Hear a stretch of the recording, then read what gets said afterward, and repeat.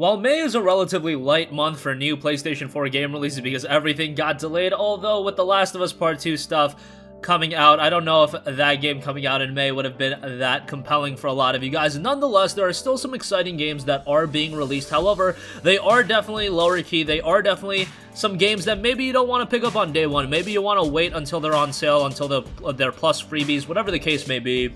But there are games that still deserve attention, and without further ado, I want to highlight 10 of those games, so let's just get right into it. And kicking things off, we have Saints Row the Third Remastered. I am very excited to revisit Saints Row the Third, given that it was the game that really transitioned Saints Row into this more zany playstyle. Saints Row was always rather good. I enjoyed Saints Row 2, but Saints Row the Third just took the franchise over the top, and now we can revisit it on the PlayStation 4 come May 22nd, so it'll be nice to check that one out.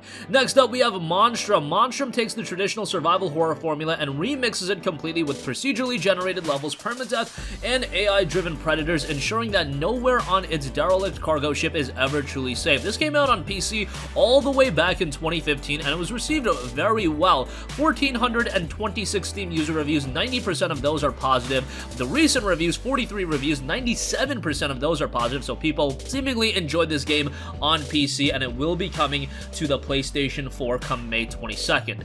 Next up, here's a game that is so over the top and so, I don't know if wacky is the word, but it is interesting if nothing else, and that is Maneater. Experience the ultimate power fantasy as the apex predator of the seas. A giant shark terrorize the coastal waterways, tear swimmers and divers limb from limb, give the humans a reason to fear you. Now, initially, when I heard about this game, I was just thinking, okay, this is another one of those sim-style games. It's not going to have a lot of depth to it, but boy, oh boy, was I wrong on that, and this is a game that legitimately plays and has a lot of mechanics similar to an RPG. You've got a full narrative-based story campaign, you've got diverse and compelling content, you can evolve your shark, and you can explore the Gulf, including 7 large regions, including bayous of the Gulf Coast, resort beaches, industrial docks, the open ocean, and much more. Experience a living world with a full day and night cycle, so this isn't just a meme game. Tripwire is going all in and making a compelling action RPG with Maneater, and you get to take to the seas and play as a shark. That sounds pretty freaking awesome. Next up, we have The Persistence, a brand new action-adventure title. Persistence has you survive aboard a doomed deep space colony starship overrun with horrific and murderous aberrations. Explore, evade, and fight your way through the depths to bring the ship back to Earth, gather resources, upgrade abilities, and fabricate an arsenal of weapons in this sci-fi horror roguelike.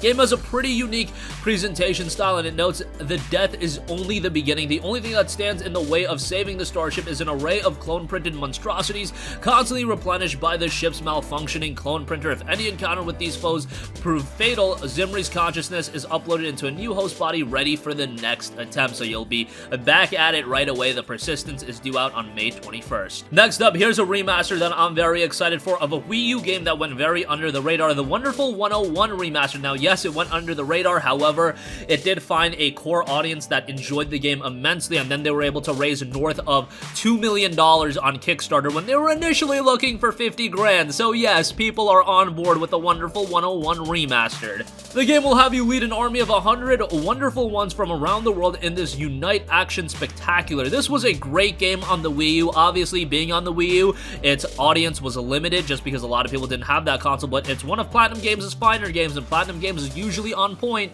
and this one is gonna be right on par. Your missions will take around the world through cities, across the ocean floor, deep in the jungle, and to a host of exciting locations. The Wonderful 101 Remastered is due out on May 19th. Next up, we have Void Bastards. Void Bastards is a game that I am incredibly excited for. Right away from the presentation style of the game and the visual style, it is a rather captivating release, and it notes, inspired by BioShock and System Shock 2, Void Bastards is a revolutionary new strategy shooter that will test your wits as well as exercise your aim. Can you lead the misfit prisoners of the Void Ark through the derelict spaceships and myriad dangers of the Sagrasso Nebula? This was a game that came out back in May of 2019 for PC, and it was received rather well, very positive reception, with 2,200 reviews, 88% of those are positive, and 81 on Metacritic, and a lot of depth to its gameplay as well, at least seemingly so. Navigate your tiny escape pod through the vast nebula, flee from void whales and pirates, and politely avoid the hungry hermits. All the while, you must keep scavenging for the food, fuel, and other resources that keep you alive. You've got a 12 to 15 hour campaign in here, and you can complete with an endless supply of prisoners, each with their own unique traits. When one dies, another one steps forward to carry on the fight. Don't worry though, as any crafting progress you've made is retained from one to another.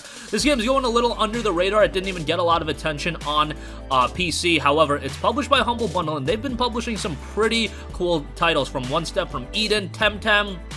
Void Bastards is looking to add on to that pile. $29.99 for this title, so maybe wait for a sale, but it does look to be a rather interesting roguelike first-person shooter. Speaking of first-person shooters, if you're looking for an old-school first-person shooter, you're going to want to have Ion Fury on your radar. 3D Realms creators of Duke Nukem 3D, Prey, and Max Payne are excited to team up with Void Point to bring back the legendary build engine famously known for classic first-person shooters like Duke Nukem 3D, Shadow Warrior, and Blood. Ion Fury is the real deal. This came out back in August of 2019 on PC, and it was received really well. 2,556 Steam user reviews, overwhelmingly positive reception with a 95% approval rate, a 79 on Metacritic, so not as good on that end. However, if you're a fan of old school first-person shooters, games like the old Doom titles, Wolfenstein titles, whatever the case may be, Ion Fury is going to be a game that is going to really be up your alley. It notes the classic 90s FPS action you love meshed with modern inventions like locational damage and seamless level transition. Zero procedural generation. All levels are handmade and full of multiple paths, cool effects, and complex set pieces.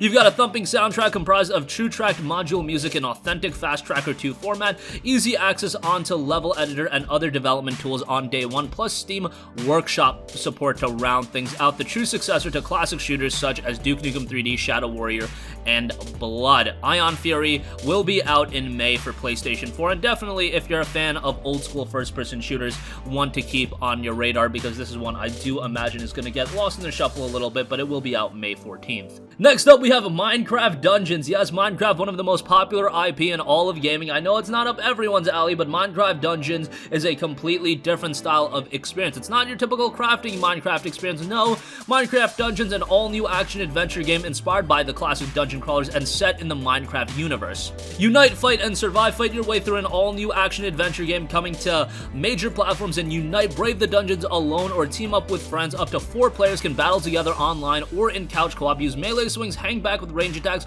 or tank your way through shielded by heavy armor. There's quite a bit of depth to the gameplay, at least seemingly so this might be a title even if you're not a Minecraft fan, maybe you have nostalgia with Minecraft. Whatever your situation is, I do think it's going to be a game that's going to be rather captivating for a lot of people. Next up, we have John Wick Hex. John Wick Hex is a fast-paced, action-oriented strategy game that makes you think and strike like John Wick's, the professional hitman of the critically acclaimed film franchise. Created in close cooperation with the creative teams behind the films, it has a likeness to the film that is going to make fans really enjoy the title, featuring a unique blend of strategic, momentum-based combat.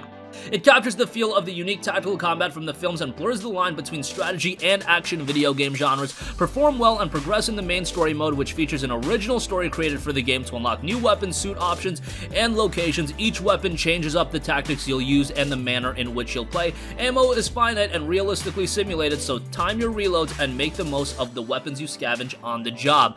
And again, it's going to have an all-new story, and right away when you look at this game, art style is definitely on point. It's definitely a unique, visually looking game, and I think that is going to entice people already. It did drop on the Epic Game Store not too long ago, wasn't received the best, but hopefully on PS4 it does make an impact over there, and if you're a fan of the films, maybe this is going to be one to check out.